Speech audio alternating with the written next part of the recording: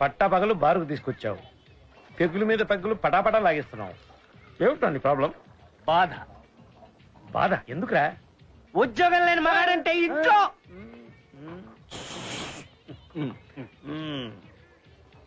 ఉద్యోగం లేని మగాడంటే ఎవరికి గౌరవం లేదురా. నేను అనుభవిస్తున్నాను. పని మనిషి ఉంది, కానీ ఇంట్లో పనులన్నీ నా చేత చేయిస్తున్నారు.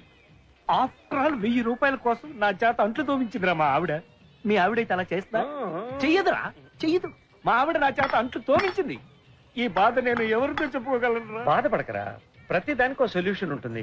నేను చెప్పినట్టు చెయ్యి. ఏంటది? నువ్వు మాధవి కూర్చుని మాట్లాడుకోపోవడం వల్ల వచ్చిన కమ్యూనికేషన్ గ్యాప్ ఇది. పెద్ద పెద్ద ప్రాబ్లమ్స్ కూర్చుని మాట్లాడుకుంటే సాల్వ్ అయిపోతాయి. ఇదెంత? పగలంతా మా ఆవిడ బ్యాంకులో కూర్చుంటుంది. పోనీ సాయంకాలం మాట్లాడు. అయ్యో, సాయంత్రం మా ఆవిడ టీవీ ముందు కూర్చుంటుంది. పోనీ పని చేయరా, అర్ధరాత్రి నిద్ర లేపి ఒళ్ళో కూర్చోబెట్టుకుని మాట్లాడు. ఒళ్ళో కూర్చోబెట్టుకున్నా? ఎప్పుడో ఫస్ట్ నైట్ రోజు ఒళ్ళో కూర్చోబెట్టుకున్నట్టు గుర్తు. ఇప్పుడు కూర్చోబెట్టుకోలేను రా, బాగా బరువెక్కింది. రేయ్, నేను సీరియస్ గా మాట్లాడుతాను, నువ్వు జోక్ చేస్తున్నావు. ఎందుకు అరుస్తున్నావు? అందరూ చూస్తున్నారు. ఫీల్ అవ్వకలే, అందుకే మందు చూపు ఉండాలండి. ఇప్పుడు నీకేం కావాలి? నేను తను కూర్చుని మాట్లాడుకోవాలి, అంతే కదా? ఓకేరా, ఓకే, కొట్టు. పెద్ద పెద్ద ప్రాబ్లమ్స్ కూర్చుని మాట్లాడుకుంటే సాల్వ్ అయిపోతాయి. కూర్చుని. ఓకే. మాధవి మాటలోనే వచ్చింది. వచ్చేసా మాధవి. ఎవరండి? ఏమిరా వేవెళ్ళ వెంకట్రాయుడు, బాగున్నావా? రమ్య. ఏంటి ఇంతలా ఉండేదానివి ఇంత సన్నబడిపోయి ఇంత అందంగా తయారయ్యావు?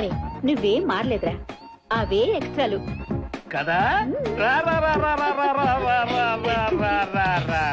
కూర్చో కూర్చో. అవును, నువ్వు అమెరికాలో ఉన్నావు కదూ? అవును. ట్విన్స్ ని పెళ్లి చేసుకున్నావు? అవును. అవును, ఇద్దరు మేనేజ్ చేయడం కష్టం కదూ? రే, ట్విన్స్ లో ఒక్కనే చేసుకున్నాను రా. మరి పిల్లలు? ట్విన్స్. చూసావా, వాళ్ళంతా బాగున్నారా? అందరూ బానే ఉన్నారు. Very good. సరే గాని నీ ఫ్యామిలీ సంగతి చెప్పరా. నాకు ఒక పెళ్ళం, 3 ఆడపిల్లలు. అవునా? వాళ్ళెక్కడరా? వాళ్ళంతా బ్రహ్మాండంగా ఉన్నారు. అలాగా? అవును, ఎప్పుడొచ్చావు? నేను 1 వీక్ అయింది ఇక్కడికి వచ్చి. ఇంకో 1 వీక్ ఇక్కడే ఉంటాను. అవునరా, మన మూర్తిగాడు ఇక్కడే ఉంటున్నాడంటగా? అవును, వాడు చెట్టు కింద ప్లేడర్ తెలుసా? కేసులే లేక ఏడుస్తుంటే నేనే కేసు ఇచ్చి మొన్నే కోర్టుకు పంపించాను. అవునా? సరే గాని వాడు ఇప్పుడు కూడా కోర్టుకి లేకుండానే వెళ్ళిపోతున్నాడా? అండర్వేరా? అదేరా, మన కాలేజీ రన్నింగ్ కాంపిటీషన్ లో ప్యాంట్ ఉడిపోతే ఓ పరిగెత్తుకుంటూ వెళ్ళిపోయాడుగా. జనాలందరూ చప్పట్లు కొడుతుంటే అదే ఎంకరేజ్మెంట్ అనుకున్నాడు.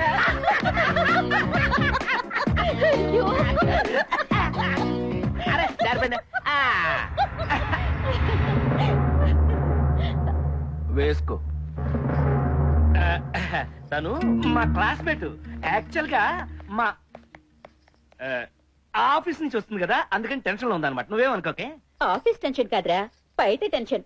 చూసింది కదా, ఏ పెళ్ళమైనా అలాగే ఫీల్ అవుతుంది. సరే గాని నువ్వు రూమ్ లోకి తీసుకెళ్లి కూర్చేయి. ఈలోగా మూర్తి గారిని కలిసి వస్తాను. Okay, bye.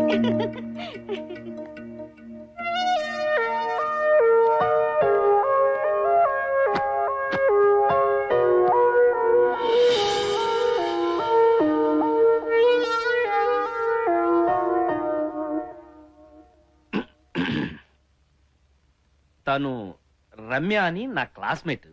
నేను అడిగానా?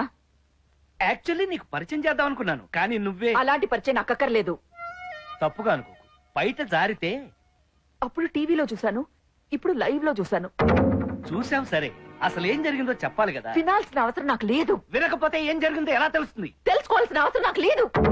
నీకంటే రమ్య బెటర్. 2 నిమిషాల్లో నన్ను పూర్తిగా అర్థం చేసుకుంది. ఇన్ని సంవత్సరాల నుంచి కాపురం చేస్తున్నావు, నువ్వు మాత్రం నన్ను ఏమీ అర్థం చేసుకోలేదు. నేను రమ్యను కాదు, నాకు అర్థం చేసుకోవాల్సిన అవసరం లేదు. లేదు, నీకు ఏ అవసరం లేదు.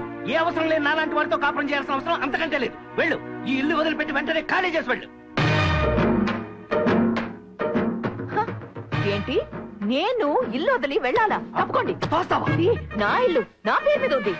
కావాలంటే బీరువాల డాక్యుమెంట్ ఉంది, చూసుకోండి. ఇది నేను కట్టుకునే ఇల్లు. ఈ ఇల్లు నీ పేరునుంటే స్థలం నా పేరును. కావాలంటే డాక్యుమెంట్ నువ్వు చెప్పిన బీరువాలోనే ఉంది, నువ్వే చూసుకో. ఈ స్థలం వదిలిపెట్టి నేను వెళ్ళను. ఈ ఇల్లు నాది, ఈ స్థలం నాది. నాది నాది. నేను వెళ్ళను. నేను వెళ్ళను. ఏంటాడి గొడవంతా? మీరు కొంచెమైనా అమ్మ గురించి పట్టించుకోరా? పొద్దున్న నుంచి ఆఫీస్కి వెళ్ళి కష్టపడి వస్తే ఏంటి గోల? పొద్దు నుంచి నేను మాత్రం ఇంట్లో ఖాళీ కూర్చున్నానా? ఇంటి పనులన్నీ నేనే చేశాను. ఇంటి పని ఒక పెద్ద పనా? అమ్మాయితో ఆఫీస్కి వెళ్ళి సంపాదించి తీసుకొస్తుంది. ఓహో, మీరు ఒకటేనే. మనందరం ఒక్కటే. సెపరేట్ అవ్వాలని గొడవ పడుతుంది మాత్రం మీరే. రామ్మా.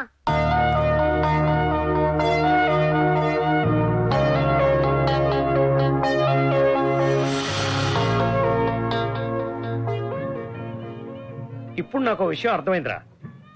ఏమర్థమైంది? చీర నీకు వెళ్ళను. విషయం ఏంటంటే బయట జారేప్పుడు నువ్వు చూస్తావా, నువ్వు చూస్తేనే బయట జారుతుందా? కామెడీ చేసావో చంపేస్తాను. అది కాదురా, నువ్వు కూర్చోబెట్టి మాట్లాడుంటే. రే, కూర్చోటాలు నుంచోటాలు ఈ లాయర్ పాయింట్లన్నీ నాకు చెప్పొద్దు. మా ఆవిడ నాకొద్దు. వద్దకపోతే పంపించేసాయి. నీకు అసలు కథ తెలీదా? ఇల్లు దాని పేరునుంది, స్థలం నా పేరునుంది కదా. ఓ, అక్కడుందా ఫిట్టింగ్? ఆ, అయితే ఇద్దరు అక్కడి నుంచి కదలరనమాట. ఆ, ఆ. సో నా పొజిషన్ లో నువ్వుంటే ఏం చేస్తావు? కంపారిజన్ వద్దు. కంపారిజన్ లేకుండా ఏం చేస్తావు? దానికి దమ్ము కావాలరా. దమ్ముతో ఏం చేయాలి? దమ్ము కావాలరా. దమ్ములన్నీ ఉన్నాయా? నువ్వు చెప్పు. నేనైతే కత్తిలాంటి అమ్మాయిని ఇంటికి తీసుకొచ్చి లవ్ డ్రామా ఆడించి మా ఆవిడని బయటకు పంపించేస్తాను.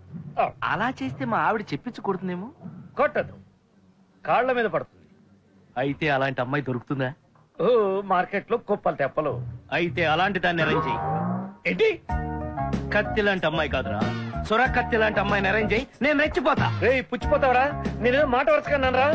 అరేంజ్ చేసే దమ్ము నీకుందా? లేకపోతే నేనే ఏదైనా కంపెనీకి వెళ్ళి అరేంజ్ చేసుకోనా? రే, కూర్చోరా, నేనే అరేంజ్ చేస్తాను. ప్రామిస్?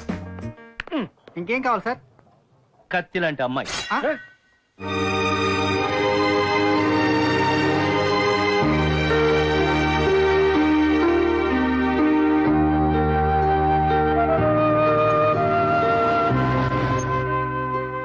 సారీ డార్లింగ్, లేట్ అయింది. తమరు ఎప్పుడు టైంకి వచ్చారో? ప్రపంచంలో ఏ ప్రేమికుడు కూడా టైంకి వచ్చినట్టు చరిత్రలో లేదు. సెట్ అయ్యరా? అది సరే గాని నువ్వేంటి డల్ గా ఉన్నావు? మళ్ళీ మీ మమ్మీ డాడీ పోట్లాడుకున్నారా? అవును వివేక్, ఎంతసేపు వాళ్ళ గొడవలే గాని మా గురించి పట్టించుకోవట్లేదు. చూడు, చాలా చోట్ల ఇవన్నీ చాలా మామూలే. వాళ్లే కొట్టుకుంటారు, వాళ్లే కలుస్తారు. అవన్నీ మనం పట్టించుకోకూడదు. నువ్వు ఫస్ట్ పద, ముందు బైక్ ఎక్కు. నువ్వు దా, ఫస్ట్ సినిమాకి వెళ్దాంరా. ఓకే. ఎవరు? రాధాబాయి ఏనా? వస్తున్నా, కృష్ణుణ్ణి. Good morning. ఇవాళ నువ్వు 10 నిమిషాలు లేటు. అవునా? ఒక్క నిమిషం ఉండండి, అయితే చెప్తాను. Divided by 30. నా జీతం నుంచి ₹3.33 డిడక్ట్ చేసుకోండి. ఈ ఫిగర్ నీకు ఎలా వచ్చింది? ఏంటి నా ఫిగర్ గురించి మాట్లాడుతున్నారు? నేను మాట్లాడేది నీ ఫిగర్ గురించి కాదు. ₹3.33 కరెక్ట్ ఫిగర్ ఎలా వచ్చింది అని. నా జీతం నెలకు ₹3,000, అంటే రోజుకు ₹100, గంటకి ₹20. లెక్కేసుకోండి, 10 నిమిషాలకి ₹3.33. ఫిగర్ చూస్తారా? చూడొచ్చు, కాకపోతే బెడ్రూమ్.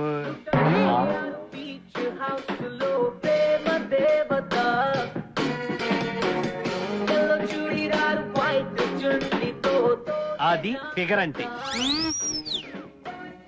రామ అంటే బూతులా ఉందే.